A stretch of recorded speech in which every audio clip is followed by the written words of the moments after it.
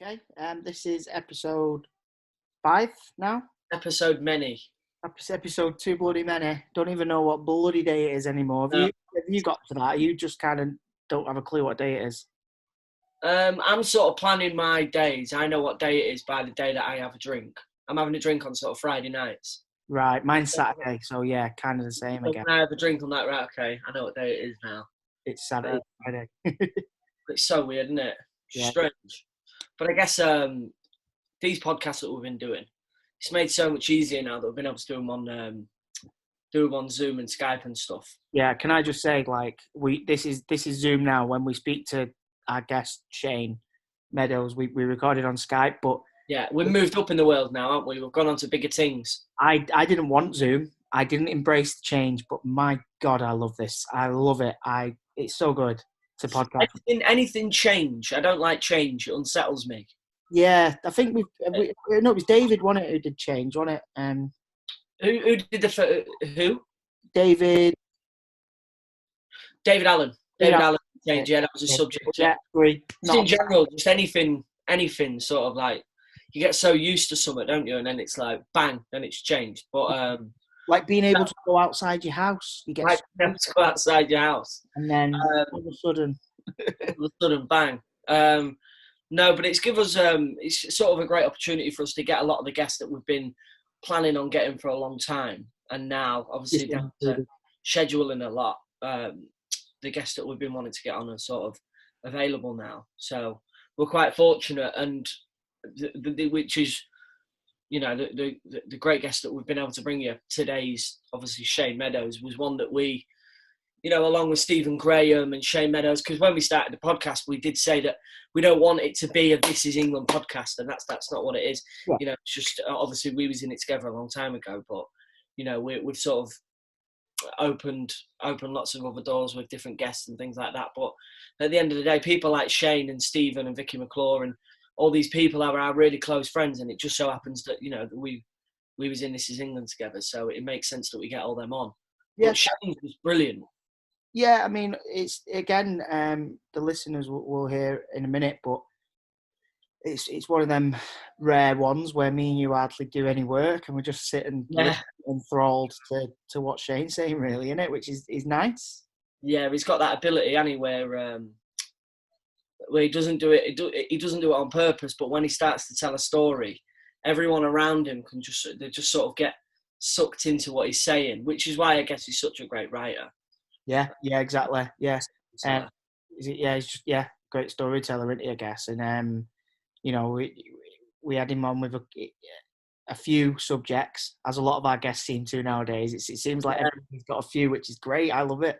Yeah. But we've had some really, really good ones. Like we've got a massive back catalogue now of episodes recorded and ready to go out. And some of the subjects have been fucking mint. Yeah, definitely. And Shane's main subject, as you've clicked the link, so you'll know, as we always say, is full sleeves tattoos. Yeah. It was a strange one because obviously, you know, this is England, very, you know, we've all, well, that's a big thing. You got I didn't. My dad won't let me. Which we say in this, I think. Yeah. But you know, obviously Shane wasn't talking about just, you know, tattoos in general. He was, you know, listen to it, basically. We won't spoil it, but that was good. He talks a bit about how adults speak to children. Yeah. Funny. Yeah. And then making adverts for telly, which a lot of our listeners won't really have much input on, I guess, unless you're a director or... I mean, I'm the opposite when it comes to commercials, because they pay very fucking well. They do. When a commercial comes in for me, I'm like, yeah, I can do that for a day. Yeah, fucking right, I can. But I guess for a creative director like Shane, it might be a bit different. Like he touches on in the chat, he likes to have full control over what's going on. Yeah. Down to the edit, to the score, to the soundtrack, and everything. So I guess when you've got, you know, these big corporate companies behind their brand, it's a bit different. Normally Shane's making content for his own brand, isn't he? You know, his own stories. So yeah, it was a great chat. It's probably, again, I know we say it all the time, but probably one of my favourite. Yeah, definitely. Like I say, you know, we've known Shane. Lucky to have known Shane for like 15 years this year. Is it since we did the film 2005? Well, it was This Is England's 13th birthday the other day, wasn't it? Yeah, but we filmed it. Well, we filmed it a year before or something. So yeah, 2005 we filmed it. So yeah, 15 years this year, man. Feel old, Tomo. Feel old. I know. I feel the longer this lockdown goes on, the older I feel. Definitely. Well, let's keep everyone entertained on the lockdown. And here's Shane Meadows.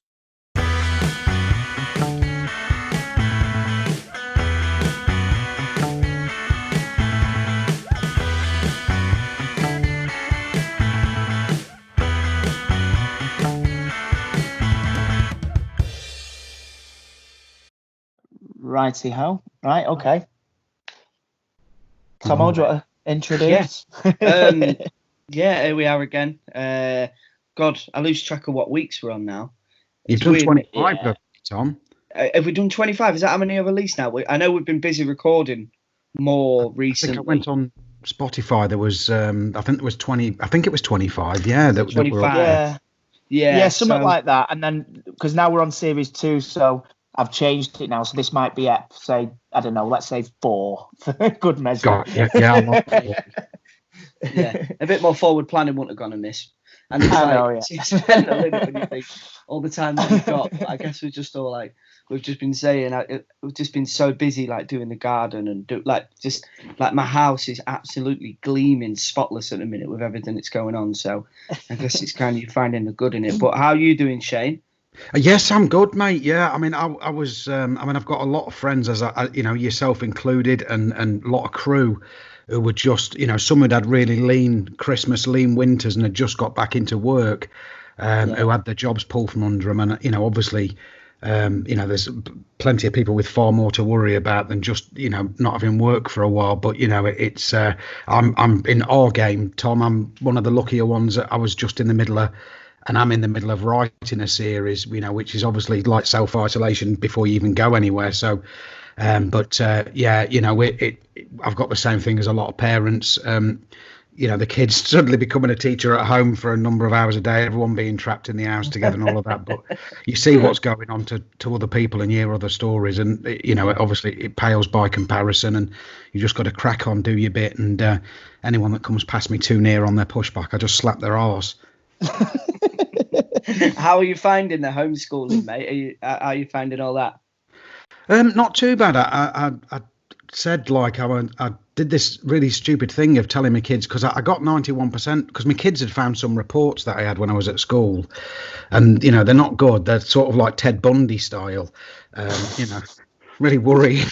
And so I sort of said, yeah, but I was really good at maths and that, but and I got 91% in this test. But it was like I was in a really low group, and I think it was one of those kind of mercy scores. But I lived on that, and I sort of, so I pretended to them that I was much better at maths than I was, and so they came to me with all these problems and that, and I think I'd sort of pretended I'd slipped a disc and couldn't quite remember the phrasing. Went for a 3-mile walk and I had to learn all about it, but I'm getting into it now, and we've got my lad's he had a drum kit for his birthday. And so we're doing like a little music lesson once a week and doing the maths. But I can't lie, my wife's doing the English and a lot of the stuff like that. It's been I'm doing that classic father thing of doing 15% or maybe 2% and then making out I've done really well. It's kind of nice though to spend all the time with your family. Like for me, I haven't got obviously as people know, I haven't got kids, but Andy, you've got 2, haven't you? And you've got 2, haven't you, Shane? I've got 2, mate. Yeah. I guess it's kind of a treat. 2, Andy. Sorry? I was going to say, I can't believe you're on 2, because the mad thing for me is obviously I started working with you, Tom, when you were 2 and Gadget was 15. And it's really mental, because obviously I had kids a bit later in life. So it's crazy for me to think that all of the guys from, the original This Is England film starting to have kids, and I know you're married and that, T. It's amazing. Yeah, it's mental. Andy told me yesterday in a conversation, he was like, He said, I was 24 when he had Phoebe, his first one. And I was like, oh, 24? Oh, my God. And then I thought back and I thought, what was I doing when I was 24? And I was like, oh, God, it's not even worth thinking about. I know. Well, my mum had my sister when she was 16. I mean, 24 then was probably old. But nowadays, it seems so young, doesn't it, how much things have changed. Yeah. But I'm the same. My mum was 18 when she had me, and her mum was 18 when she had her. So I always kind of thought I'd have kids young, but it's one of them, isn't it? Like Tomo, now you probably don't feel ready. Like I don't think you ever do feel ready, do you, Shane? It's one of them. It's just kind of like, oh, right, okay. When it lands. But it is one of them in equal measures. It's like a massive slap round the face, because I was much worse at staying awake than I realised. But then obviously it's a life changer, and you don't have to do it, Tom, but I can't wait for you to do it so I can ring you in that first 6 weeks. Oh, no, it's one of them. Like, because me and Charlotte, we've been together for, God, coming on 11 years now. I think me and Charlotte have been together. Jesus. We're in our second year of marriage now. So, but people always say, like, because we've got a big friendship group, people are always saying, say if my mate Josh has a baby, everyone will go, oh, Charlotte and Tomo next, and we're like, no, not yet. But it's been like that for years. Everyone's saying, oh, you two next, you two next. But I think we in a way, I guess we're kind of a bit too selfish in a way, because we enjoy our time. We love being out, particularly with our job. It's like, say if I'm away working or whatever, Charlotte she can get in the car on a Friday afternoon after work and come see me, and we can go out and have some fun, and we can do whatever we want. Whereas if we had kids, it'd be like you sort of, your whole life changes and it evolves around them, which is obviously a good thing. And like you'll then learn to have fun in other ways. But it's kind of like it's a scary thing, really. I don't know. It's a big lifestyle change, isn't it? Yeah, of course it is, mate. And you're young enough. I mean, me and Joe didn't have kids till we were in our sort of mid-30s, and you do it two ways. I think my mum and dad did it really young. So by the time I think my sister was sort of 13 or 14, she could babysit for me. And so by the time my sister was 13, my mum would have been like 29. So she was like able to go back out again with a babysitter at 29, which is just like, But I suppose, I think do it early or do it late, and it can work both ways. But you definitely, if you're enjoying your time together now, don't. Yeah, that's it. We'll be cruise ship parents by the time our kids. By the time our kids are 18, we'll be past all of the traveling around Thailand and things like that. We'll just be like, let's go on a cruise. Let's just do a cruise, kind of a chilled holiday. But I think, I don't know. We're nearly 30 now, so maybe in the next couple of years, I think. It'll come, and it just kind of comes from nowhere. And when it does, it is obviously the most amazing thing. And but you're much better to have some idea you fancy it. Yeah, that's it, innit? And Charlotte, because she runs a nursery in Cleethorpes, and she's worked with children since she was 17. She's been at that nursery, so I couldn't think of a better person to have kids with. She's so good with kids, so I guess I'm kind of lucky in that aspect. Yeah, and she makes a cracking Sunday roast, so I've kind of landed on my feet really there. Yeah, you're doing amazing, mate. Yeah, that's it. But while we're on kids, then we may as well go on to, because Jane, you've got a few subjects for us, which I love that you've got a few. Yeah, great subjects. I don't know what the title of the episode's going to be yet. I guess it depends which one goes on the longest.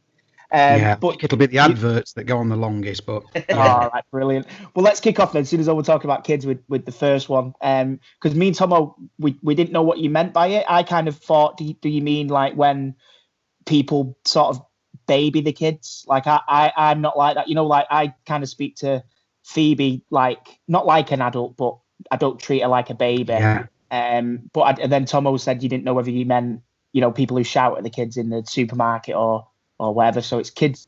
So our parents talk to kids under 7.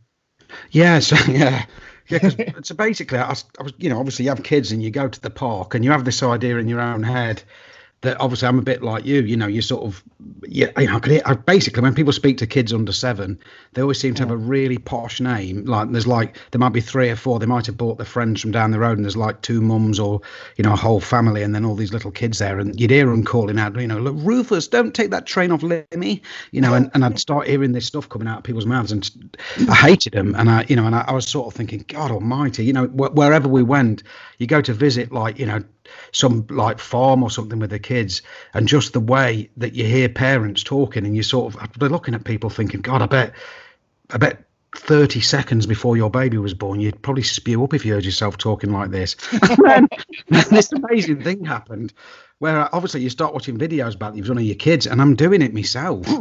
And I'm like, but stay away from Louis, and he doesn't deserve that right now. Look at yourself, young man. And I'm just like, oh, fuck.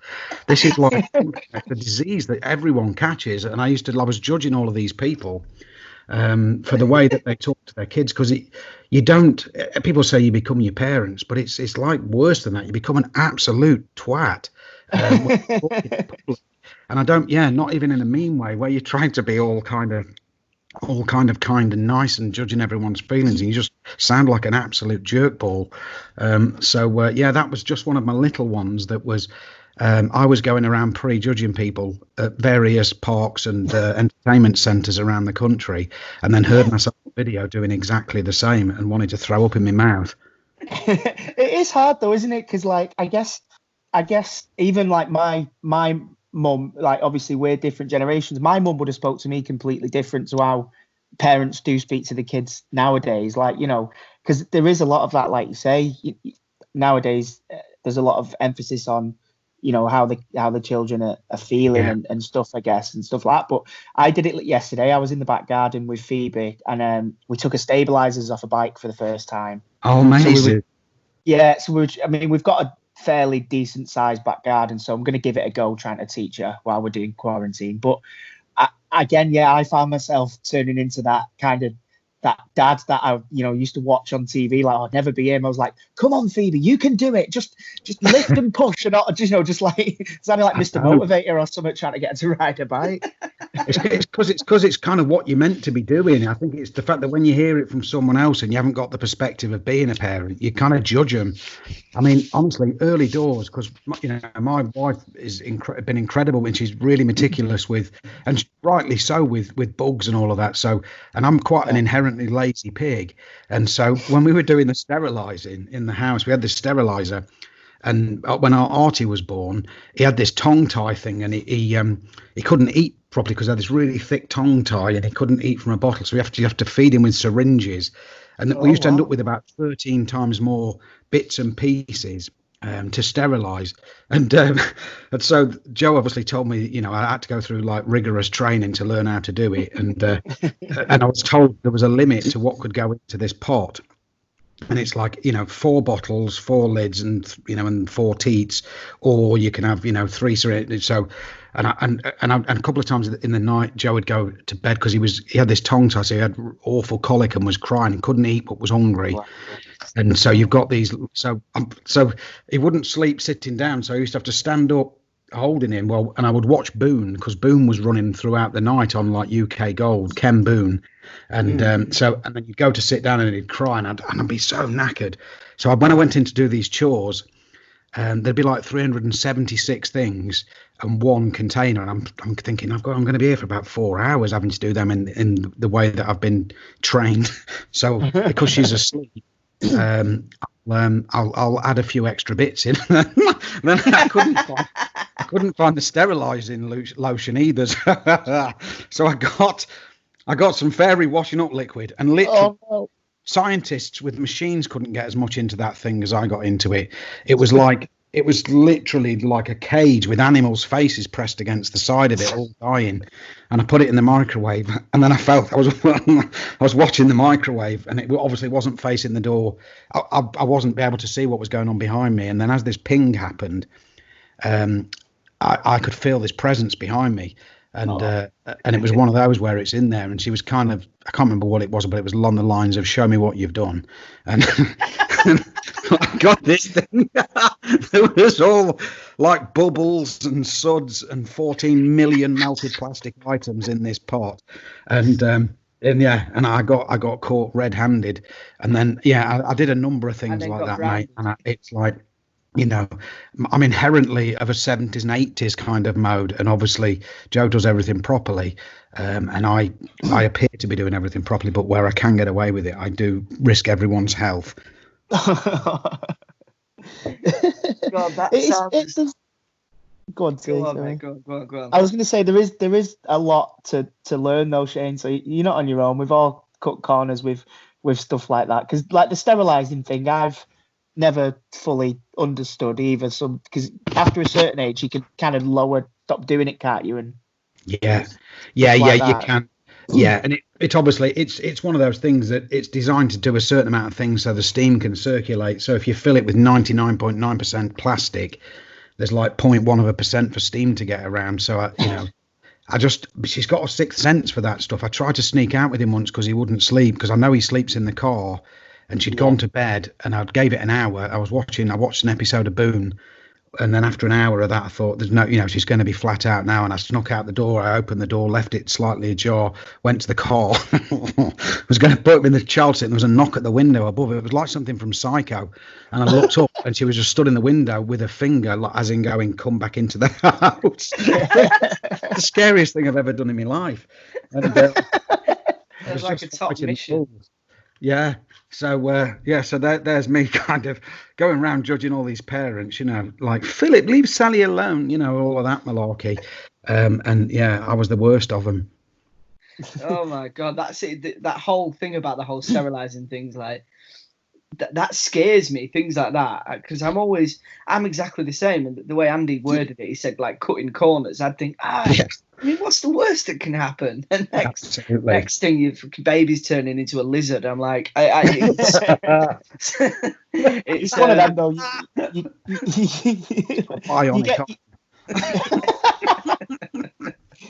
You get used to it fairly quick. I remember when my second was born, Willow.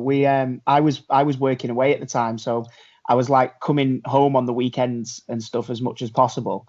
And I remember coming home like sort of the second or third weekend, and because I'm away during the week, my house had just completely changed. It had gone from being a house with a toddler, not a toddler, a house with a young child, to a house with a baby again. And I just remember coming home one weekend and like kind of semi breaking down to Emily, like I don't know where anything is in the house anymore. Yeah. Oh mate. My kitchen side's full of, like you say, sterilising machines and a special kind of kettle that we can't use, that's just for the baby and all stuff like that. I'm just like, what's going on? And did you like me sort of wonder how on earth you ever grew up with your eyes still seeing out of them? Because as soon as my kids started walking about, you suddenly see sharp edges and all of these, like the house becomes like a sort of murder zone. You have to put all the things in to stop knife drawers being. I'm sort of thinking, none of that existed when I was a kid. I remember Paddy Considine saying to me that, because one of his sisters had quite a lot of kids, and he said that they were so adept at not hurting themselves, that there could be a glass full of flaws and needles and sharp edges, and they'd manage to walk across it without a cut. And I think sometimes if you massively go the other way and you completely remove all danger, it's like if there's one sharp edge in the old house, they seem to bang their head on it. Always. It's the same, like with Willow now, because we had it quite all right with Phoebe. I can't really remember her being as kind of adventurous and but with Willow, she's literally, if there's something she shouldn't be doing, she's doing it. We've got like a log feature in the fireplace kind of thing, and she's like pulling logs out of that, and we've got like a little we went to, on our honeymoon, we went to the Grand Canyon and stuff, and I nicked like a little rock from the Grand Canyon, so that's on like our nice side unit. And I found her the other day chewing on this, ancient bit of like, no. But that's the scary thing. That's the scary thing, isn't it? But I kind of like, now I'm sitting here thinking, I've had none of that. I've had nothing to worry about that. Yeah. It's all to come. Watch the Tiger King and that, can't you? And just put your feet I've not on. seen that yet. So people keep mentioning it, but have you seen it, Shane? Yeah, it's like, Keith Lemon playing Mark in America running a zoo.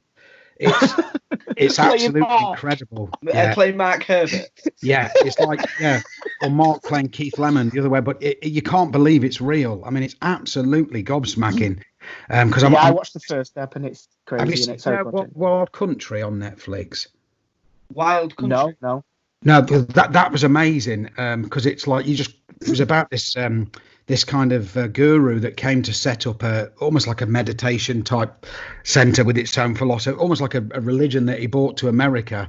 He bought this piece of scrubland. I can't remember whether it was Arizona or somewhere, but this story sort of starts as something you can get your head around. And then, 3 months into it, the people in the town obviously don't really like them being there. And 3 months later, they've all voted in the elections, made him the mayor, and they're all wearing pink suits with machine guns and have changed all the rules. It's like absolutely amazing. And I never thought I'd see anything that kind of kept tripping my head as much. But the Tiger King's almost more comedic. The stuff that happens isn't actually funny, but somehow that main guy. I won't even ruin it. You have to sort of see it to believe it. But yeah, if you haven't seen it yet, definitely check it out. I keep seeing memes all over the internet. So, I've already agreed to myself that Carol Baskin's a bitch, and I've never met her. I don't even know who she is. But because of the internet, it's like I already feel like I know who she is. You know what I mean? It's mental. Yeah, she's incredible. She you remember like when we did the Pagan Festival, and this is England '90, and some of the girls there had those like rings of flowers in their hair and that. She kind of wears that. But what they do brilliantly in the series is they obviously start recording with people 20, 30 seconds or a minute before they sit down and do the interview. And that's so telling, because it's like how they're trying to present themselves all sat there all hippie chic by a tree and stuff. But the bit where they know, it's amazing. And mate, honestly, every episode, you think it can't be any more mental than the last one. And it is. Yeah, we started the first one the other night, and it is just brilliant. I can't wait to watch the rest. The guy the other big cat keeper who he's trying to direct the episode, isn't he? I thought that was brilliant. It's genius, yeah. Just get a shot of me walking in, guys. Got about 94 wives. The other bloke's got 2 husbands. Carol Baskin, we think, may have not one of her husbands. I mean, it's like they are 3. Yeah, I mean, it just what was amazing. If you know nothing else, or you learn nothing else from it, is I had no idea. I remember seeing, I think Mike Tyson had a tiger in the Hangover, or it was something around that, where there was a tiger in the room. And I had no idea that the laws were so lax in America that loads of people just have pet tigers, and obviously they have them for 6 months and they're really good mates. Hasn't Memphis Depay, who used to play for Man United, he's just got one, hasn't he? Yeah, that's it's like you can basically kind of buy them. It all started. This documentary filmmaker was doing something at some exotic animal place, and this dude coming to buy this like what looks like a 350-foot long python, goes to put it in the back of the van, and I think there's like a white leopard in the back of his van, and it all takes off from there, and he finds out where he got it. So that the premise being that they have these bloody. They're born. These little pups are born, and then people come around his zoo, open close bracket zoo, and then once it gets to a certain age, they just get sold off. And so it obviously what he's doing is cynical, but she's obviously claiming that she runs an actual sanctuary, but it's probably more scary than anyone else in it. Oh my god! Yeah, some of the things that are being made now, it's mental, isn't it? Like the whole that Making a Murderer thing was crazy on Netflix. Did anyone see that? That broke the mold, didn't it? That it was a bit like Sopranos in TV drama terms. It just kind of went wherever you thought the level was. This is the new one. It was a watershed moment, Making a Murderer. Yeah, it kind of changed the way that documentaries was being made, didn't it? Like it was just so ruthless, and the things that you could never imagine happening. It's just like Netflix have kind of like what Channel 4 do in a way. Channel 4 are the ones that will get all the real, like you could never imagine This Is England being on BBC or ITV. Little bit more real and a little bit more risky, if you know what I mean. I guess that's what I mean. They haven't got that sheen to them, have they? They kind of they can be a bit more raw I mean, I grew up with, I remember Channel 4 launching, and I can't remember whether it, I think the first film that came on was this film called Walter with Ian McKellen. They sort of did a big launch, and Jesus, that film was heartbreaking. He played a guy with special needs, but was being, I can't remember it completely, but I think it was like in the East End of London. And the bullying, and it was like, it stayed with me. And so, I've always had a love affair with, especially with early Channel 4 drama. And the BBC back in the day, some of their Play for Todays and things like that were absolutely groundbreaking. You hope now, like with the advent of Netflix and people like that, that it might just break the walls down a bit again and they get back to some of that more edgy stuff. Yeah. That'll kind of lead us nicely into to your next subject, I think, Shane. Okay, yeah. Which was what was it again? The second one that you said. Oh, was it making commercials for the telly? Yeah. Yes. Well, because I say overrated because it's like I obviously, when I was making my early films, you don't make a lot of money, and a lot of times if you need pickups or reshoots. I mean, this is England. Me and Mark both had to put a quarter of our wages back into that to get the reshoots done. And even though it went on to sell 1 million DVDs, we never got that money back. And so, I'm not moaning about that. I needed to get the ending and stuff like that. But so I started hearing about, making commercials quite early on in my career as a way of, as a way of making ends meet and, getting a few luxuries so I could buy an MX-5 or a Fiat Punto. And, so I started doing them, and after about I maybe did 4 or 5 one year, and they are, I found them, and this is the proviso being that I think it's all down to me, that I'm like, there's something inherently in me that I just can't take shit, or I can't take fakeness.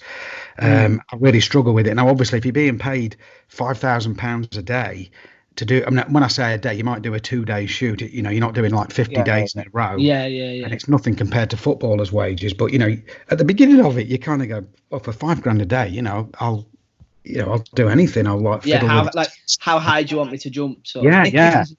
But it's like I learned so much about myself in there that I don't have the ability to basically.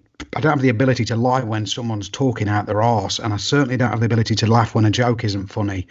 It's like, and so, but I kind of, you get kind of drawn in where you kind of you have long enough away from it that that you sort of think, well, it wasn't that bad. And to be honest with you, I met some incredible actors across it. I met Joe Hartley in a rehearsal for an advert for the Sun newspaper, as I did Emily Aston, who were both, dead man shoes, So, and I used to get to try new cameras when red cameras first came out. I got to try them. So there's all of these positives. It's a great learning curve, I suppose, isn't it? Yeah. But then we did this one. I can remember Mark Herbert said to me, because we'd be doing these jobs together, like Dead Man's Shoes, and Mark was kind of, I was done with doing adverts, and Mark, was saying to me, look, we're thinking about, branching out and maybe getting into commercials. And I said, stay away from it, mate. I said, it's so soul destroying. And he was like, well, how soul destroying can it be, you mighty bastard? £5,000 a day, 10 grand a day, what people are getting paid. How hard can it be? I said, honestly, something happens to you in there. There's something really awful. So he didn't believe me. And I didn't believe me really either. I think I just got to that place where I thought it might all be okay again. And we took on this job, and Mark set up a company to do these commercials. And I thought, I'll just give it, one last hurrah, and Mark's going to get into them. And if I'm doing them with Mark, maybe it might be a little bit easier. Yeah, absolutely. And then we had literally the worst job I've ever done in my life. Everything that could go wrong went wrong. I mean, it was an advert that was meant to be set in the summer, and we didn't end up shooting it until October, and it snowed. Oh God! And about 10 foot of snow came down, and it was absolutely like the worst experience of my life. Mark opened up the company, and within 3 months had closed it down again. And, oh my gosh! Yeah, nearly had a nervous breakdown over it. And it's so it's just a world that I got to, and I kind of realized that no amount of money. I think it come from my dad, if I'm honest. My dad's always been one of those people that if someone is in a position above you, or they think they're in a position above you, and they speak to you like shit, he just won't take it. He'll react and he'll say something, and and my dad's come back sometimes from a job and he's jacked his job in. And my mum's obviously going spare because we've got to pay the rent, got to pay the bills and all of that. But there was always this sort of deep, actually, when you heard what had been said or what had actually gone on, that he just said they can fucking ride, I'm just like, I'm not having that. And I think that followed me into making commercials. And it's like, there was an incredible series called is it The Toast of London? Yeah, brilliant series. Yeah, which looks into that world, and another one which is brilliant, which looks into the American system, which was episodes with Matt LeBlanc and. Oh, I'm obsessed with that. I love that was great. Because when I first went out to America in 96, 97, it would have been with 24/7 with Bob Hoskins.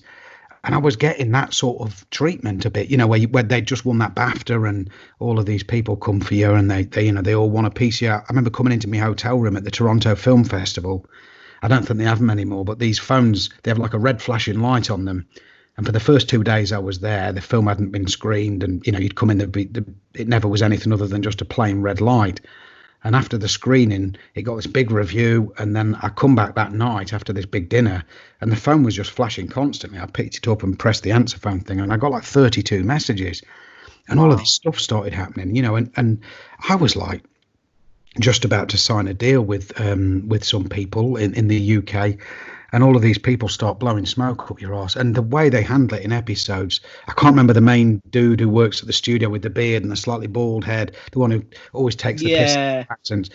I mean, everybody was like that. But the first time round, you don't know that they're bullshitting you, or you don't know that it's just how they play the game.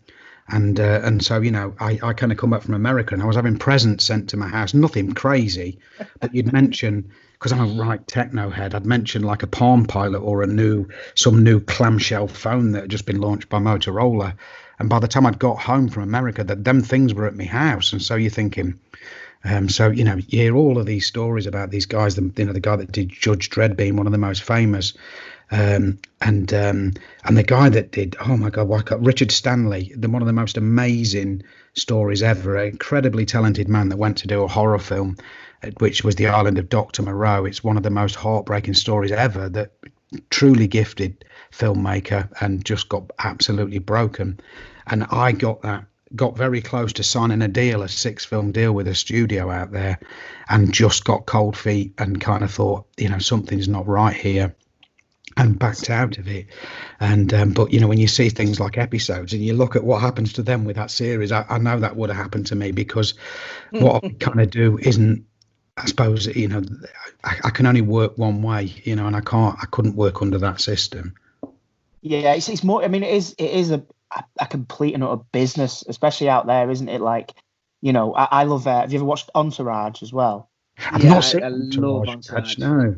It's again, that shows it from that kind of side as well, because it's all, it's based on the actor and his like based on Mark Wahlberg's life, isn't it? Oh, yeah, okay. It's semi-based on it. Mark. Yeah. But you see that kind of thing, like you say, with the agents, like, they're just relentless, the agents and the people trying to sign you up for deals, and how hard it is to get out of them deals and things like that. Like, it is a proper cutthroat business, I guess, over there. Yeah, where we haven't quite got that yet, have we? No, because we all agents, everyone's agents have been around, since the sort of entertainment industry began. But you go to, and I know people that work here and in America, and they've kind of got 2 agents, a lawyer, a publicist, and they have this massive team. You're sort of thinking, well, what if everyone's taking 10% here or 5% there? What are you taking? Yes, yeah. And if you need it, fair enough. But all I've ever had is an agent, and that's been good. And I'm sure, like you say, maybe when you get out there, it's a completely different world. But yeah, it's absolutely frightening, and maybe a bit like what's happened in Premier League football, where once you get people in between striking the best deals, and and they've got maybe 2 or 3 people in their camp, it starts to get stinky. Yeah, it can get too many. What is it? Too many chefs ruin the What is it? It's gone now. Too many cooks spoil the broth. That's it. Yeah, it is, and I'd never changed those early days because it was just what a thing to have done, as a younger man. And I never reached the top of anything. And I never been to the Oscars, never been to the Golden Globe, never done that. But just as a, because I suppose, I don't know, a year before I was out there. I mean, I was still on the dole when I went to Toronto, because I was going out. I got they gave me something, I don't know, $50 a day or $30 a day to live on, which was amazing. But when I was out there, because I couldn't afford a Rolex, and I'd always wanted a Rolex ever since I was a kid. The Sean Connery, James Bond thing, Marlon Brando, that in Apocalypse Now, that sort of vibe. And so, I knew when you go to these places in America like New York, Toronto, you can get these copies. And I bought this copy, and I thought, I'll get my dad a tag copy because he loves tags. And I bought this tag copy, and then I went back to the hotel and was playing pool, and this bloke went, nice watch, dude. And I was like, oh, it's a fakie. And he said, what? Yeah, he said, no, it's not a fakie because the hand's sweeping around. It means it's an automatic. I said, no, I had to go a bit deeper into the city, but I didn't want a ticker because everyone knows, like if it's got a battery. And he said, oh, I'd love one of them, take my wife one. And so and he asked me what they cost. I think I paid $40 for mine, and I told him they were like $90. And so I went out and bought two and come back, and this thing started spreading around. That this guy's getting like really good copies of Rolexes, and all of these execs from Miramax and people, they weren't going to pretend they were real, but they were just like giving them to staff. And then I started playing, and I'd be playing pool in the reception of my lobby, and like people had come in, like I was like Zammo's drug dealer in Grange Hill. And we're coming in and like, I can have a quick word with you in the toilets, man. I'm saying like, yeah, we can do it here. It's only a watch. And I bought all this stuff, and between that, and I used to, if ever anyone wanted a meeting, I'd always make sure it was at a meal time, so I didn't have to buy any food. It was like shimmy. You might have to shimmy before. Yeah, I was literally just about to say maybe Shimmy learned it all from you. Maybe Shimmy is your fault. Yeah, I took a meeting with Walt Disney once, and told him that I'd got this idea for a film, because my agent said, look, I don't know why Walt Disney would see, I think it was with Romeo Brass, why Walt Disney would watch Romeo Brass and think that you'd work for Disney. I said, well, let's just do the same as usual, book them in for breakfast, and I'll pretend I've got something to do about it. So I'm doing this meal, and I was thinking on the way up, what can I do? What could I come up with as an idea? And I thought, well, that Herbie, they'd just re-released it was around the time I think they'd re-released The Beetle. And so I go to talk to them, and I sort of think, well, I'll just tell them I'm thinking about making this idea of Herbie Goes Bananas, but with ram raiding. So Herbie's being used for really evil purposes, but then it ends good. And in the end, that film got made. I don't know whether they'd used the frigging ram raiding in Moss Side bit that I was joking about. I think Lohan did it. But when I got back from America, they kept ringing my agent and wanted to talk to me about this idea again. And I was going, Jodie, it was a joke. I was like, as if I'm going to make Herbie Goes Bananas twice. And and so that was one of those that backfired a little bit. But they, God knows why they wanted me in the room. But for some reason, I needed sausages, and I just went along with it. That's amazing. Well worth watching, though. A Shane Meadows Disney film's got to be somewhere. Yeah, an alternate universe. That's one thing, like with TV commercials, because I know you've said to us in the past that you've done them, and I think I've seen a couple of them. But like, because of your style of working, Shane, I imagine I couldn't imagine what it must be like on a commercial, because I've done them myself, and they're so like quick, and they're so shiny, and they need to be so perfect. Whereas your style of working's like, obviously speaking from experiences, we've gone into a room before and we've sat and rehearsed for 2 hours before the cameramen are even been allowed into the room, because like the way you work, everything's got to be spot on and everything's got to be truthful and everything's got to be real. So it's like, I think just the idea of you doing a commercial is a bit like, it's Tom. It's like a real, it was, and it was greed, I suppose, really, because I didn't, I wasn't not eating. I just, I remember getting into motorbike, because I'm in my early 20s, and you're sort of thinking, lusting over the fastest. I mean, I've not had a motorbike for 10 years, 15 years, since I had kids, really. And you kind of, but when I went to, I remember doing this pattern starts to emerge. It's like anything, like you're in a relationship with somebody and you get back together, and then the thing that started to pisses you off a bit quicker this time, and then 3 months you break up, then a month, then a week, and then you think, I do one more day of this, and I'm going to have a mental health breakdown. And that kind of happened a bit within this, because what would go on is they'd hire you, and you'd have a meeting with people, and you'd say, why was it you were thinking of me for this and that? And it all sounded completely normal. We've got kids in it. We've seen what you did in Romeo Brass, or what you do with newcomers, what you've done in This Is England. We want you to, adverts, they all say the same thing. Adverts feel very staged, very formulaic, and we want this to be different. And the first time you do that, you think that's the case. I mean, the first commercial I ever made was a baptism of fire, the like of which you wouldn't believe. It was all over the country in about 15 different locations. So right from the cliffs of Dover to the Highlands of Scotland. So if you're going to not really be getting on with someone or not enjoying yourself, and you're trapped on a minibus doing that, it's going to reveal itself quite quickly. And it's not these guys' fault, but it was their first job. It was my first job. So there was these senior partners. And Tom, if you've done an advert, you'll know there's about 3,000 layers and levels. Yeah. And you walk into other rooms where you're shooting, and there's another set of monitors, and you're like, who are they? And they're yeah, it's ridiculous. Yeah. And so we went on this job, and I quickly realised the guys who were the senior guys, no matter what me and the junior guys agree, the senior guys are obviously making all the decisions, and you can see that that's going on. So if the junior guys want to have 4 hours with you after a really long day, you start to think, oh God, I don't want to do this, because I know ultimately no matter what we agree, it's not going to happen. And we did a cut of that advert, and I won't talk about each advert by name or anything, but I did a cut. And me and the junior dudes watched it, and they said, look, that's never seen a first cut. That's brilliant. It's so good. Never seen one that good. I said, well, the editor did it, blah, blah, blah. And said, but all we need to do is just show the senior guys, and then that'll be it. You've got our word, it's done. And the senior guys came in, and I'm not joking. It was just like that. Brilliant. That little tiny bit towards the end where he's crossing over from this part of the country to that part of the country. Do you think you could put this on? And then this string started getting tugged at. 42 cuts later, I mean, not like simple cuts. I mean, as in 42 completely different adverts changed and thrown around later. I just said, I rang the woman who I was doing it for. I said, I've done 42 cuts. I don't even know what my name is. Am I allowed to leave, or what's the rules now? Are people allowed to beat me up? What can they get for their money?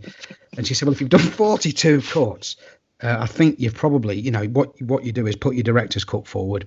And then, long story short, I left that first cut. I said, the one I remember being good was the first one. And obviously you do with it what you want. And they went back to the first cut about 3.5 years later after arguing about it for ages. And I should have known then that it wasn't for me.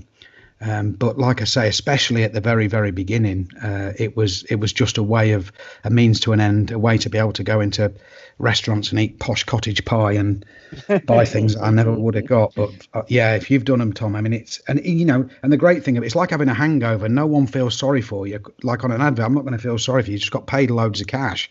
It's your own fault. So it's no one's fault but my own. But the one me and Mark did topped that one. I definitely made a few too many. Is there any that you've made that you do really like though? Because I mean I know of a few of the commercials. Obviously, like you say, don't want to name them out, but like that are really good, and you can tell it's kind of your style on them. Yeah, the ones. I mean, to be honest with you, I don't think any of them are awful. I just think it's that thing of what you get. What you think you're going to be able to bring to it, you can't bring to it. So it's not like they're awful. The experiences weren't so good. But the one that I really, really loved doing, really enjoyed and stand by, where I was given free rein, where I did, I can't remember how long ago it would be now, but I did some for the Co-op. I did a film called Somerstown with Tomo through Greg Nugent, who was looking after all the kind of publicity for the opening of the Eurostar at St Pancras. And he gave, me, Tomo, Fraser. That was a brilliant shoot, Tom. I want it. Oh, it was so good. It was like, because it was only quick, wasn't it? It was only, what was it, 10 days we were shooting? Yeah, it was only meant to be, It was a 26-page script, wasn't it? Yeah. And but then, in true fashion, we ended up shooting so much, didn't we? That was so good. I've actually sat and watched that for years. But it was a great little shoot that. I really enjoyed it. Yeah, it was magic. And the guy that did that come back to me a number of years later, and he'd stood by his word when we did that, because I was kind of like, look, if the money behind it is coming from a kind of ad agency perspective, I've got all of these fears that I won't be able to make it. I don't mind putting my name to an advert, because, you know, your name's not on an advert, and you can kind of, if you're not that keen on it, or it doesn't turn out, or you don't think it's as good as you could have made it, no worries. But with it being a film, and it Fraser's script, and working with Tomo particularly, you know, actors who you massively respect, I was thinking, God, you know, I was worried, and I didn't need to be worried. And so when Greg came back with Co-op and said, they've got this idea for you to go to the centres that they support around the country that you think, you know, that speak to you, it was almost, that was the last thing I made. It was almost like the first one, where I travelled the country, but on this one, I actually did some films and made some films that I think are really not special, because that sounds a bit egotistical, but I think that they're me, and I was allowed to kind of be myself on them, and I'm really, really proud of them. You know, I'm hoping at some point to get some shorts and things thrown up on the internet, and if I was putting them up, I'd put them alongside with it, because we were given complete carte blanche with that, and you know, it was an amazing experience. Yeah, you know, we was texting about it the other day, Shane. Just quickly, you know, the Made of Stone documentary that you made. Yeah. But you said that because you'd never seen the Stone Roses, had you, until that first time was in Warrington, was it? Exactly. Yeah. No, I'd never seen them, and yeah, because obviously by the time I was in a position where I maybe could have afforded to travel to see them, they weren't together anymore. So the whole experience of filming that must have been a massive treat for you. Yeah, it was. I mean, that sometimes you pinch yourself. I mean, I went from, I think I had this lovely thing happen where I'd met Ian Brown at Banksy, had an exhibition in Bristol. And I went down to this exhibition with my wife, and there were some absolutely incredible people there, you know, a who's of kind of heroes of mine.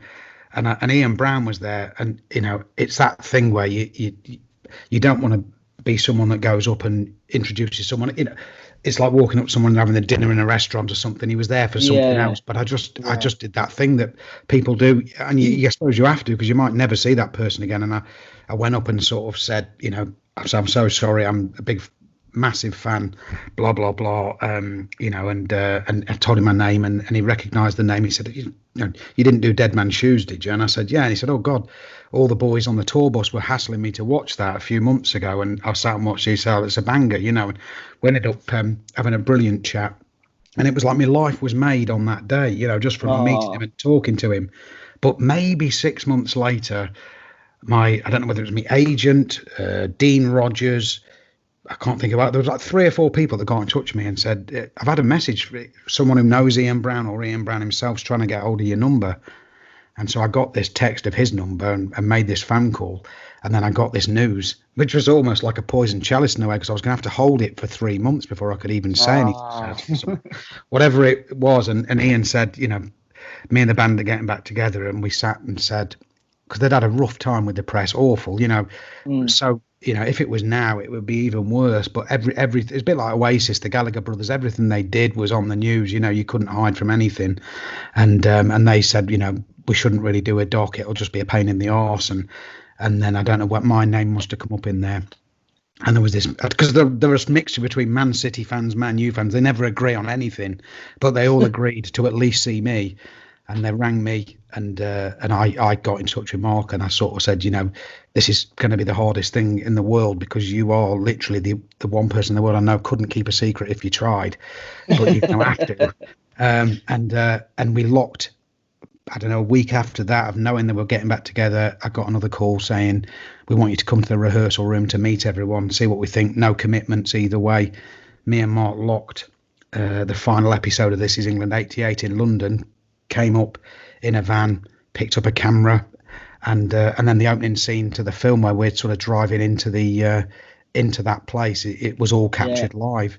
And I remember saying to Mark, if we get to go in and hear one song and they hate us, or they don't think it's going to work, I will have seen them live. And I think when we came in, they were doing Bye Bye Badman and running it round, and we walked in, and Ian like motioned his finger for me and Mark to come and sit on a sofa next to him. Honestly, it was like, I felt like a 8-year-old kid, seeing Palais or something. It was unbelievable. And I sat there, and you're trying to be cool, and you're trying to not be a massive moron.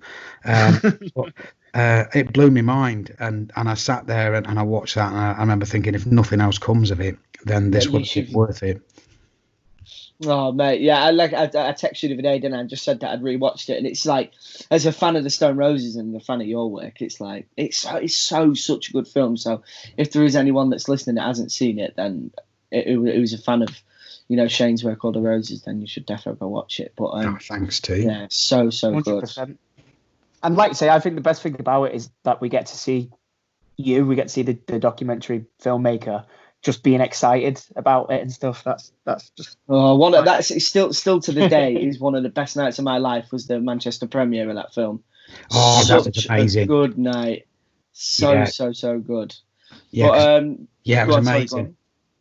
Yeah, it was brilliant. But I reckon that's about it. How long have we got there, Andy?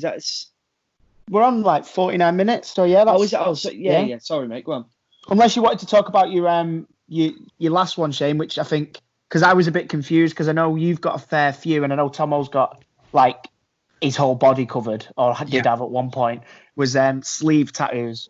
Yeah, I've got nothing against tattoos at all. The thing that I don't like now, because when I was a kid growing up, tattoos were like a sign of a sort of, in my dad's generation, my dad was a Hell's Angel.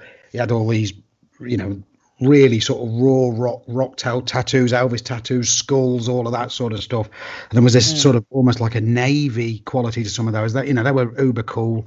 My mum's mum and dad hated the fact he'd got them and all of that now. And when you go down to to buy a latte, or you go to an estate agent, pops round, or fucking anybody now has designed their own sleeve with things that mean something to them, like the Star of Capricorn, the day that Neil kissed fucking Lucy. And I see these things that they're designing, and because I was thinking of having some more tattoos, and I've realised now I'm the renegade because I've got bare arms at the bottom. And so I've got, because someone like Joe Gilgun, who's covered in them, his tattoos are amazing because they're from the heart, and same with Tomo. You've got some good ones, you've got some wank ones on your arse, and it's like where someone has it was around that time that people started growing beards, shaving their hair really tight, and then the jeans went a bit too tight. Isn't it? That sort of everyone's become a hipster nowadays, haven't they? Yeah. And it was like, and I started seeing these ones, and you'd kind of look at them, and because some people have the most amazing cool sleeves. It's not sleeves per se. It's a bit like, you see a bodybuilder with a really titchy head that doesn't look right on its head. You go, that's not the body you were meant to have, but you've given yourself something. And it's like the same with the arms. I see an arm and I just kind of go, you're not meant to have that study of Picasso and fucking, Charlie Dimmock on your arm. That's the thing with tattoos, is sometimes people really rush into them, and I've got friends who've got loads of tattoos, and I remember I was driving, I can't remember where we was going, but anyway, I was driving along, and my mate said to me, he said, I've got a full day of tattooing booked in on Monday. This was on a Saturday. So in 2 days' time, he said, I've got a full day of tattooing booked, and I'm like, oh, sweet. I said, what are you getting? He said, I'm going to get my leg done. I'm going to get my whole leg done. And I was like, oh, buzzing, mate, what are you going to get? And he was like, well, I don't really know yet. And it's like, well, in 2 days, you're going to put some on your body that's going to be there forever. And I guess crazy. Like what Shane's just said, I've got a lot of tattoos, but all of my silly tattoos are in a place that no one would ever see. The only time that I've ever got that out now is, when I'm in the shower or whatever. So no one really sees all my bad tattoos, but I've got tattoos. Didn't you get your ass out on Alan Carr?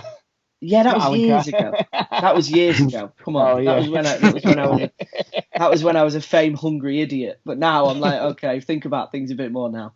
But like a lot of my tattoos, every one that you'll see, all means something to me. I've got the one across my chest that's for my mum, and then I've got the nice one on my leg that I got done. So they all mean something to me. But nowadays, kids are just rushing into getting these tattoos that just mean nothing to them. Do you know what I mean? And it's kind of it's like a fashion accessory. I think you see some people that are covered and it looks incredible, and it's part of their identity, and every single needle hole in there means something.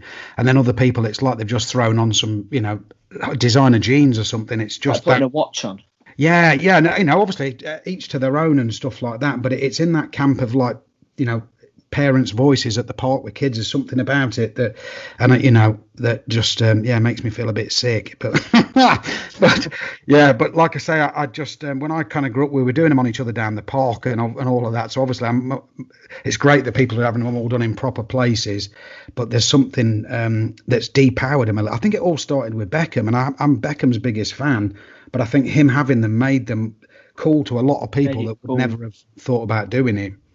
Yeah, definitely. I think go on. No, go on, mate. Go on. I was gonna say, like, because obviously I've got the one tattoo, which is the cross, obviously.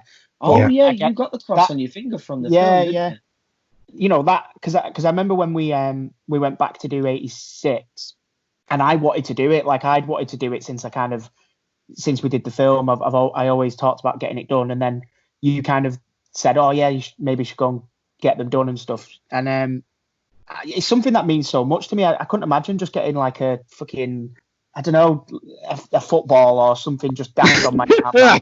Just getting a big football on your back. A huge football. Yeah. A tin of Westler hot dogs. Oh, what's that? A tin of Westler hot dogs or something. Yeah, but people do, I bet that's not the most ridiculous one. And people got your face tattooed on them, Tomo. You've sent me pictures of people. Come on, mate, that's not ridiculous. I'm a British icon. This is England's a British iconic film. Yeah. Come on, pick on something worth picking on.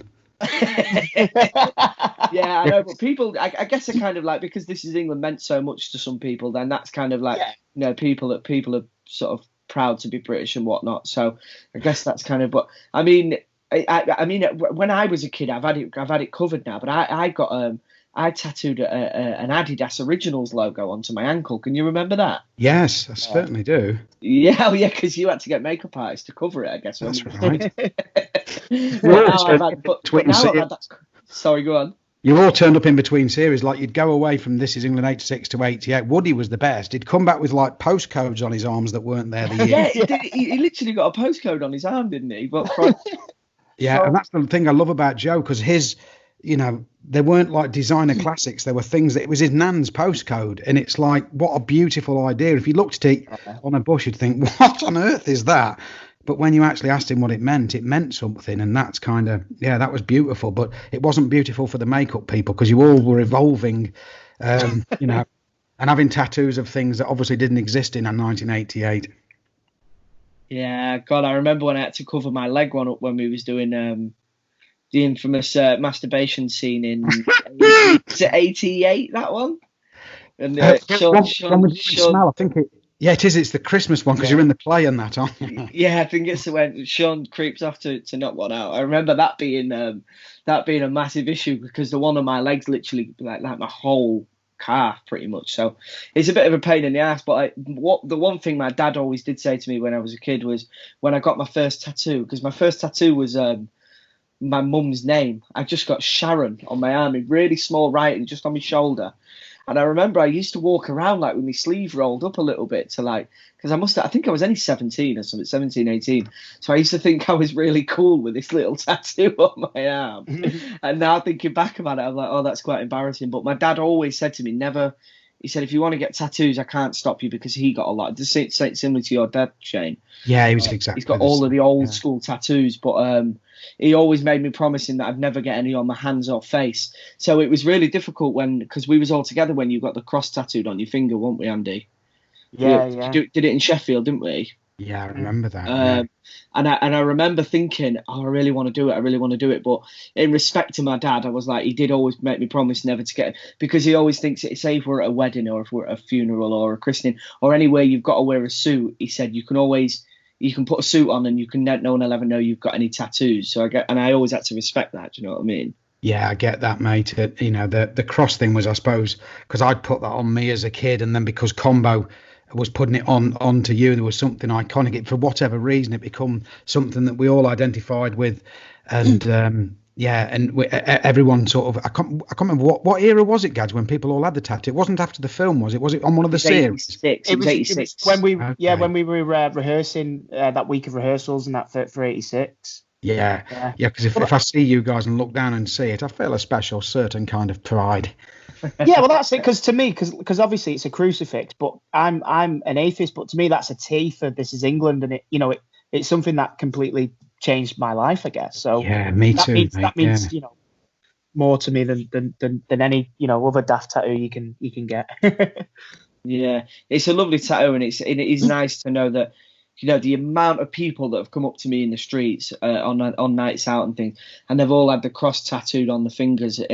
It's kind of like, I guess for you, Shane, it must be. It's kind of like, it's really humbling, even for me. It's kind of nice that people have been so attached to what we made. It's like, yeah, it is. It's lovely because every time someone asks you when are you going to do another one, I never get tired of being asked that question, because it means that obviously if people want more of something, it means you've done your job properly, doesn't it? So it's and especially because it was obviously initially when I wrote it, it was kind of about me growing up in the 80s, but I think all of us, as it pulled us all along, there's a piece of all of our childhoods in there, isn't there? And that's probably why it's special. And I never would rule out. It's a bit like Ross and Rachel on Friends. It's never off the table. Another This Is England. So you can't ever rule it out, because there's something about the fact that we've all grown up together somehow in there that I'd love to go back at some point, and I'm hoping you guys would as well. Yeah, of course. Someone mentioned something the other day, though. Someone said, because we've all grown up now, and like when we was doing 86, 88 and 90, we sort of like, it was part and part of the parcel where we was all out all the time. We was all out. And then that sort of like, that become part of it. Whereas now, as nearly 30-year-old, and I kind of take my job a little bit more serious now. So if I've got work the day after, I wouldn't dream of going. I wouldn't dream of being in Viper rooms until 6 a.m. knowing that I've got a full day at work. And I kind of think, I wonder what that would be like on set if we went back and did another This Is England, where we're not all out, we're all on FaceTime and in bed by 10 o'clock. I think it'd probably the most boring thing in the world, wouldn't it? Like, yeah, no, I remember, and you lot, because obviously on the original film, you had chaperones, you were taught lessons in the day. So when we did 86, I'm not surprised the floodgates opened a bit for you lot, and I'm with you. It'd be interesting, wouldn't it, if we all went back and it was as dull as dishwater. It's but then I think with the way that we all are, I think give it a day or two, and then it'd be like, oh, actually, no, I think it's part of the job, that, isn't it? Do you know what I mean? Just all of us having fun together, and because we've all known each other for so long, I guess it's kind of like, within a day, it'd feel like we never really left. You know what I mean?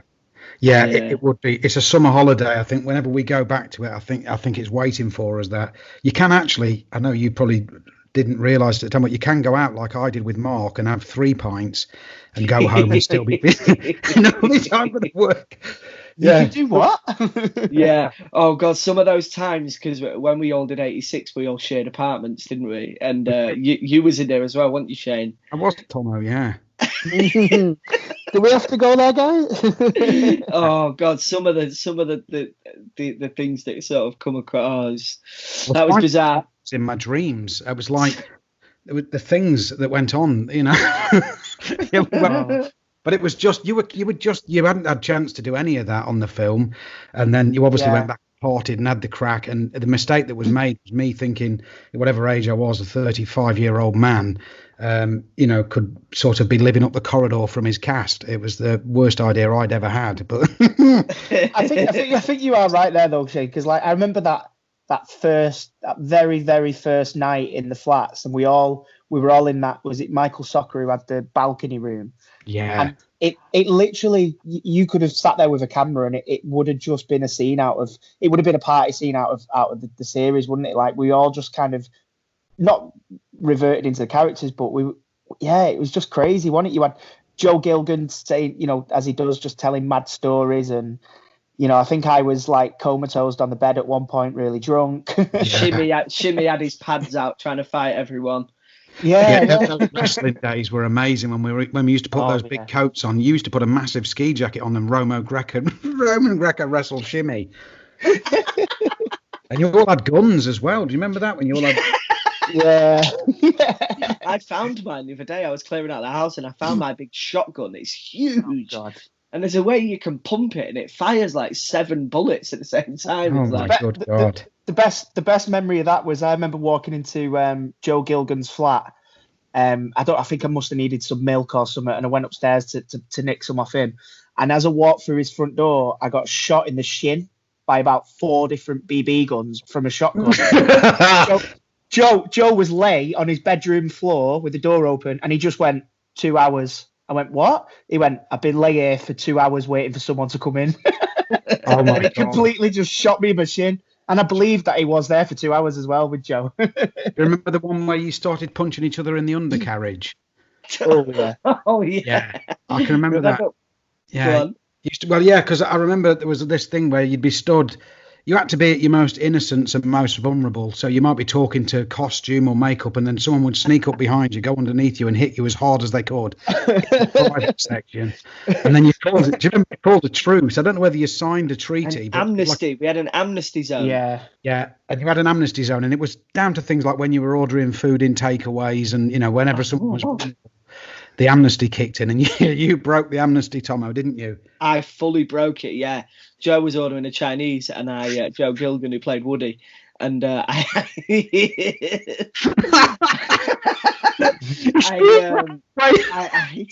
hit him so hard in the balls, he was spewing up all the way back. We was walking up this hill, and it took us about 20 minutes, but he was sort of like. He was spewing up so much, but it was making me laugh. I was crying and like snot coming out my nose. And I thought, oh yeah, that was one of the funniest things ever. And I remember for days and days, like I was saying to like I'd creep into makeup in the morning, and I'd be like to Catherine, I'd say, has anyone seen Joe? Is he still angry? Is he still pissed off with me? Like I need to know what's going to go on. But in the end, he just he froze a pair of my trainers. I bought a brand new pair of Nike Airs, and I went into my flat one day to put them on, and I couldn't find them. And I said, has anyone seen my Nike Airs?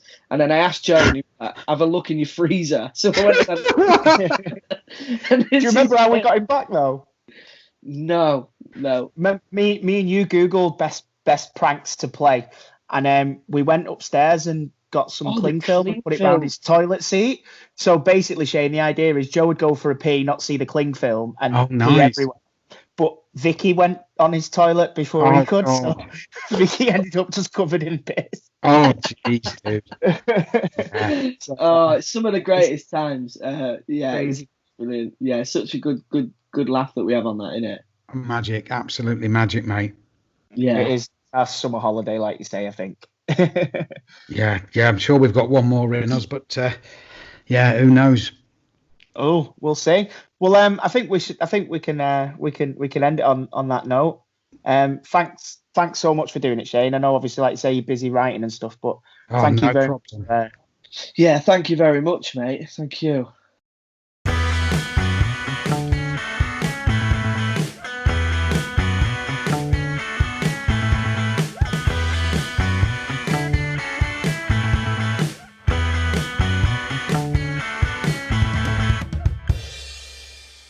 Personally, I don't see his problem with big tattoos. Do you know what I mean?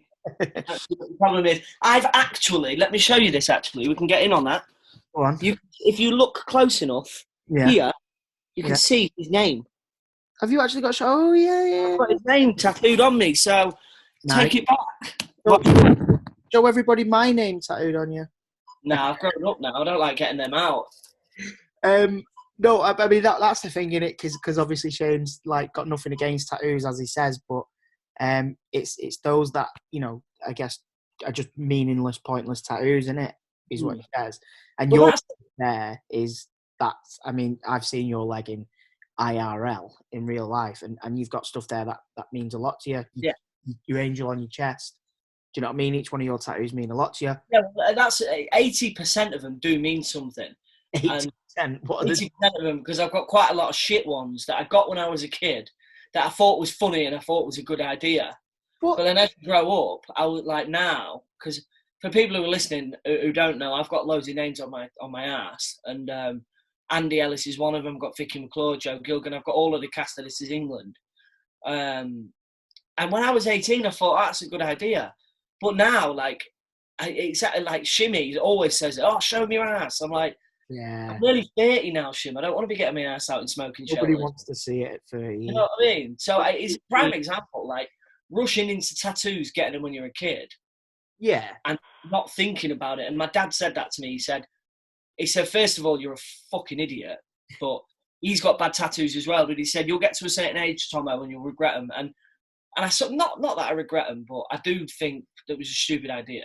It's a part of your life, isn't it, at the end of the day? I'm a big believer in, like, not really... I mean, I don't have any regrets in anything that I've ever done. And I think it's got to be that way, like, you know, and with your tattoos, yeah, they're with you forever, but that's not you anymore, and that's just a part of your life. I mean, you can get a new wife, can't you? But you can't get rid of tattoos. So... Well, you can, because... Just thinking of big regrets in my life, that's all, mate. Sorry. Sorry, Charlotte. No, you have. You've just got to think about it, haven't you? Yeah, exactly. I mean, you know, if there is younger listeners out there, obviously they're going to be probably doing the same as what you did when your dad told you. They're going to be saying, "Shut the fuck up, Tomo, you old bugger. Yeah, I'll do what I want." But that's part of being young, I guess, isn't it? And like Shane said himself, you know, like obviously we've got that because Shane's got that. To him, I have, yeah. Some of us from from This Is England have. You know, the ones who struggle to let it go. That's what I like to think. The ones who struggle to let it go got the tattoo on the fingers. But that's fine. That's a different conversation for a different day, isn't it? Just Lex making. I just want more This Is England. Obviously, for those who paid attention and listened there, Shane all but confirmed another one. So yeah, how can we let it go, Tomo, when we keep getting pulled back? Well, that's it, mate. I'm on Sky One now, though. I don't think he can afford me. You know. Oh, I'm on the dole. He can afford me. No, which is exciting though, because it's one of them, innit? Sort of, particularly when we was kids and we knew that Shane was going to make more. It's like, when's that phone going to ring? Like, when are we going to go back? Yeah. When are we off on? It's like waiting to go on holiday, isn't it? It's like, when are we off back on holiday? That's it. I think he said in the podcast, didn't he? It's like a summer holiday to him when we do it. And it is like, I mean, you know, we touched on it in the chat there, but like, there's no other job like it. There's no, and that's not just us saying that as that wanker reactor thing that wanker reactors say, like, oh no, there's no job like this. Genuinely, like, look at me and you now. Like, I consider you one of my oldest, dearest friends. Mate, I've known you and Shim and Soccer and all them lot longer than I've known any of my mates. I think. Yeah. Well, longer than I've known any of my mates. Really? Yeah, literally. Because I sort of hung around with a group of people when I was younger, and then moved to a different estate. After we'd done the film and never really saw many. I mean, I still see a few of them, like, but not. I see you a lot more than I see any of my other mates. So it's nice that it spawned that sort of relationship, and it's like for friends for life. Because when you're on a set, you do say to people a lot, "Oh, we'll stay in touch," and you do for a while, and then you know sometimes because life gets in the way, so you can sort of drift apart, can't you? But that's it, you know, and people are busy and stuff, and yeah, you're right. Like, you know, I can probably count on one hand the amount of people I've probably stayed in touch with from other jobs. You know, and actors are fucking wankers anyway, aren't they? Yeah, actors are wankers. I don't like staying in touch with them. Everyone was saying to me when I got married, "Oh, any celebrities coming to your wedding?" I was like, "No, no, I hate them." But yeah, no, I mean, yeah, you know, such a good podcast and amazing to have Shane on, because, you know, that man, without again sounding cheesy, and that, like, changed our lives, gave us such a good opportunity, and now we've repaid him by giving him, you know, such a good opportunity to come on such an esteemed podcast. Well, there we go. We was in charge of this one. Yeah, I mean, he was on our show this time. Yeah, so it's on our terms. Do you know what I mean? I mean, we're in charge here. Yeah. So. But yeah, another wicked episode. Thank you very much again, everyone, for listening. Yeah. Hopefully we'll get some news on Thursday about what's going to happen again with this bloody lockdown. But I hope everyone's staying safe and staying well. And yeah, likewise. Same for me. I hope everyone's doing well, and try and remember to do a bit of exercise and cook some nice food, do some baking, anything to keep you busy, really. That's what's helping me. But again, if you can all like, subscribe, tell your friends that we're now on YouTube. Obviously, some of the guests are not able to do the video chats, but 90% of them are. So it's just a different platform for us as well, isn't it? Yeah, that's it. But obviously, get on the YouTube, like, subscribe, all that stuff. We've got the Patreon there as well, if you can. Obviously, times are shit right now, but if you can, like me and Tomo said, anything while the lockdown's on that we do make, that's going straight to any charities that we sort of think need the help, really. We want to try and do our bit, I guess. Patreon.com/overrated everything. Another one down, Tomo. Episode 6 next week. See you all next week. See you next week.